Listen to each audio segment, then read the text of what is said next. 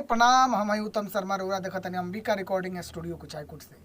और वो लोग इनके बता दी चुनाव के माहौल आ गई बटे, तरह तरह के प्रत्याशी लोग के नॉमिनेशन होखे वाला बाटे और वो लोग अपन चुनाव प्रचार केसट बनवाल चाहते नहीं तो सीधे संपर्क करी अंबिका स्टूडियो कुचायकोट में। और बता दी कि आज हमारा रिकॉर्डिंग स्टूडियो में एगो ऐसा गाना रिकॉर्डिंग भइल बटे कि मतलब दिल के छू जाए वाला गाना बा। प्यार तो कह तरह के होला, प्यार करे वाला के अनेकों रूप बाटे। एगो लड़का प्यार कैले बा, वो कैसे कैले बा प्रेमी प्रिंस बाबू गाए हैं। तो आइए हम बात कराते हैं प्रिंस जी से। प्रिंस जी हमारे श्रोता से कुछ कहना चाहेंगे इस गाने के मामला में? नमस्ते, प्रणाम। जे भी हमारे चाचा बहन माई माता बड़े बाटे हम गुड़ा तनी जय हो जय हो। हमार गाना के ये मकसद बा कि हमके गाना मतलब लिखे नहीं सुनाओ राइटर जी बानी, दुर्गेश जी बानी और तमाम राइटर लोग बाटे। और प्रिंस जी के आवाज़ बहुत अच्छा बा, वो लोग सपोर्ट करी, प्रेम दी।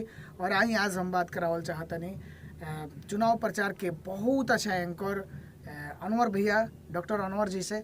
अनवर भैया कुछ कहल चाहब तनी और कैमरा में ना गया जी।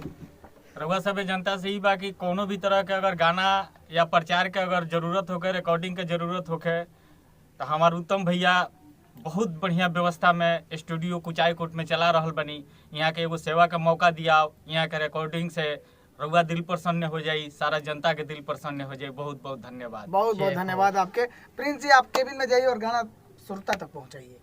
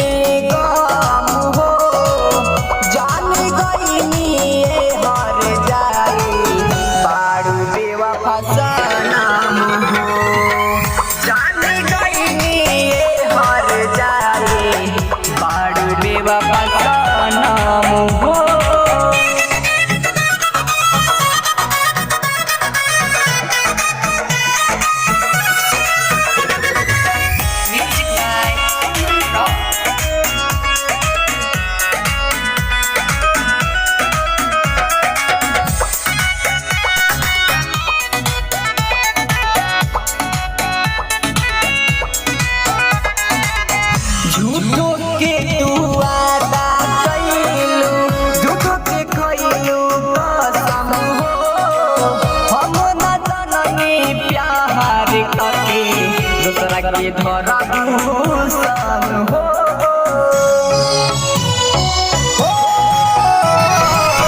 झूठो के तू वादा कइलू के धरा भूषण हो दिल धड़की तोहरा नारे जब जाइबू पिया के गावे टूट जाई अब दाम हो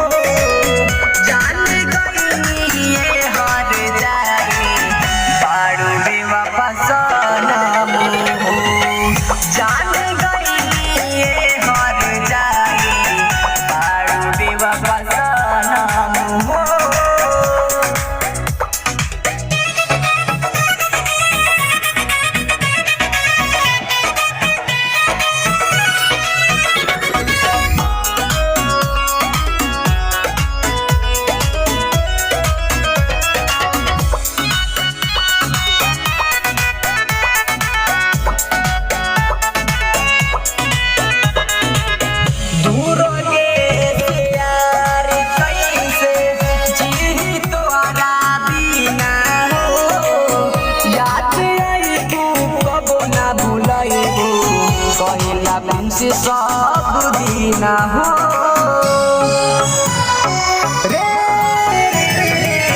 दूर गे यार कैसे जी तोहरा बिना हो याद आईबू कबो ना भुलाईबू कहिला प्रेम से सब दीना हो रात शाम और